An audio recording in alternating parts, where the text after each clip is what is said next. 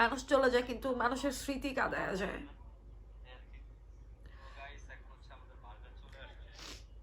স্মৃতি কাদায়া যায়, খারাপ লাগে। এখন অসুস্থ হলে খারাপ লাগে, একা চলতে গেলে খারাপ লাগে। যে একটা সময় আমার পাশে ছিল, হাত ধরে থাকার মানুষটা ছিল, সময়ের সাথে সাথে আসলে কি সব মানায় নিতে হয়। আল্লাহ হয়তো বা ধৈর্য দেন, আল্লাহ নিয়ে যান আমাদের ভাগ্য থেকে, আল্লাহ ধৈর্য দেন। আসলে ভাগ্যের উপর কিছু করার নাই। আল্লাহর মানে আমাদের ভাগ্যে কি লেখা থাকে এটা আমরা আসলে কেউ বলতে পারবো না। আল্লাহ কখন কাকে কোথায় নিয়ে দাঁড় করাবেন, কখন আল্লাহ কার ভাগ্যে কি দিবেন আমরা কেউ জানি না। দিন শেষে হচ্ছে কি বলে, গোছায় বলতেও পারি না, সবাই চলে যাব, আর কিছু না।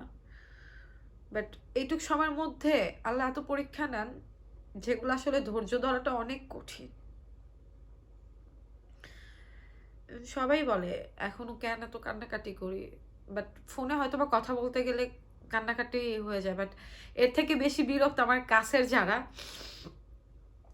যারা আমাকে সবসময় দেখে, আমার আশেপাশে যারা থাকে, তারা বেশি বিরক্ত আমার কান্নাকাটি দেখতে দেখতে। তো ফোনে হয়তো বা ভিডিওতে কথা বলতে গেলে আমি কথা বলতে বলতে আমি কেঁদে দিই, আমি নিজেকে সামলায় রাখতে পারি না। কেউ চায় না ইচ্ছা করে কাঁদতে, বাট একটা সময় ছিল যে কান্না জিনিসটা আমার সহজে আসে না, আমার খুব সহজে আসে না। তো ভিডিওর বাহিরে আমার কান্না যারা দেখছে তারা বিরক্ত হয়ে গেছে, অনেক রাগারাগি হয় এই কান্নাকাটি নিয়ে। তো যার সাথে হয় সেই বুঝে মানুষটাকে ভুলা থাকাটা অনেক কষ্টের, কারণ তার সাথে হচ্ছে আমার লং টাইমের একটা স্মৃতি। এটা ভুলা, সবাই বলে যে আল্লাহ ভরসা ঠিক হয়ে যাবে, হ্যাঁ আমিও চাই ধৈর্য ধরতে, কারণ আল্লাহ ভাগ্যে যা লিখে রাখছেন সেটা তো হবে। ভাগ্যের উপর তো কারো হাত নাই, আল্লাহর উপর ছেড়ে দিছি।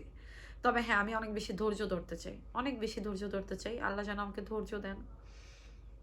আল্লাহ যা লিখে রাখছেন ভাগ্যে তাই হইছে। সবাই দোয়া করবেন নিলয়ের জন্য।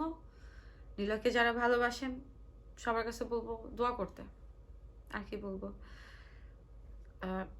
প্রিয় মানুষটাকে হারানোর শোক আমার মতো আর কারো ভাগ্যে না হোক। আল্লাহ সবাইকে ভালো রাখুক। এরকম অনেক আপদের পাই যাদের সাথে আমার দেখা হয়,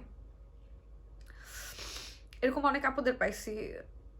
অনেকের জীবনে দুঃখ কষ্ট, কয়েকজন আপুকে পাইছি, আপু কয়েকদিন আগে আমার ডিভোর্স হয়ে গেছে, অনেক কষ্টে যাচ্ছে, আপু দোয়া করবেন। আবার এরকম অনেক আপুরে পাই, আপু আমার হাজব্যান্ড মারা গেছে 1 সপ্তাহ হইলো, 2 মাস হইলো, আমার 2টা বাচ্চা আছে। এরকম অনেক আপুরাও বলছে। একজন বলে যে আপু আপনার যদি একটা বাচ্চা থাকতো তাহলে হয়তো আপনার সময় কেটে যেত। আর একটা আপু বলতেছে যে আল্লাহ আপনাকে বাচ্চা কাচ্চা দেনে ভালো হয়েছে আপু, আমার 2টা বাচ্চা সহ আমার স্বামী মারা গেছে 2 মাস হইলো। মানে একটা মেয়ের যখন হচ্ছে হাজব্যান্ড থাকে না, যারা বিধবা হয়ে যায়, এই মেয়েদের চলাটা অনেক কষ্ট সমাজে। ডিভোর্সি মেয়ে যারা, আর হচ্ছে আমার মতো যারা বিধবা হয়ে যায় অল্প বয়সে, এদের সমাজে চলা অনেক কষ্ট। কাজ আমি যে কয়টা মেয়ে পাইছি যারা আমাকে দেখলে তাদের তাদের কষ্টটা হচ্ছে আমাকে বলতে আসার, বলে যে আপু আপনাকে দেখে অনেক ধৈর্য ধরি বা ধৈর্য ধরার চেষ্টা করি।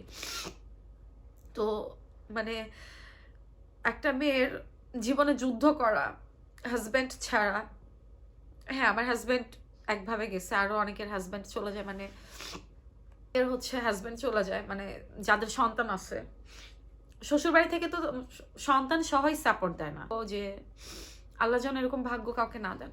আমি অনেক আপুদের গল্প যখন শুনি আমি বরং তাদেরকে সাপোর্ট দেই, মানে বুঝে আসি আপু আল্লাহর উপর ধৈর্য ধরবেন।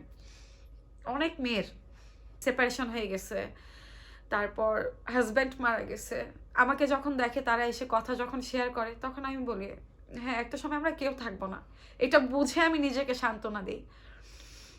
যে সকল আপুদের এই সিচুয়েশনে আছে, এই সমাজে অনেক মেয়ের আছে ডিভোর্সি বিধবা, আমাদের এইসব মেয়েদের অনেক কথা শুনতে হয়, অনেক কষ্ট করে জীবন চলতে হয়।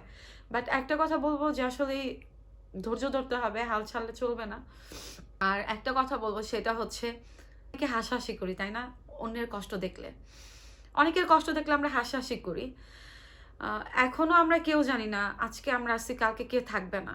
সো আমি বলবো যে একজন আরেকজনের কষ্ট দেখে হাসাহাসি না করে, অন্তত তাকে সান্ত্বনা দিতে না পারি, তাকে নিয়ে হাসাহাসি করি, বাজে সমালোচনা করি, এটা না করে চুপ থাকি না। কারণ আজকে আপনি অন্যের কষ্ট দেখে হাসতেছেন, অন্যের খারাপ দেখে হাসতেছেন, কালকে যে এই খারাপটা আপনার সাথে হবে না তার গ্যারান্টি আপনি নিজেও দিতে পারবেন না।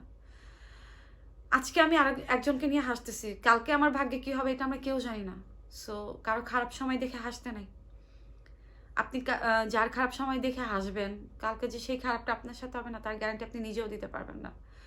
সো সবাই আল্লাহর কাছে দোয়া করবেন, আল্লাহ যেন সকলকেই ভালো রাখেন।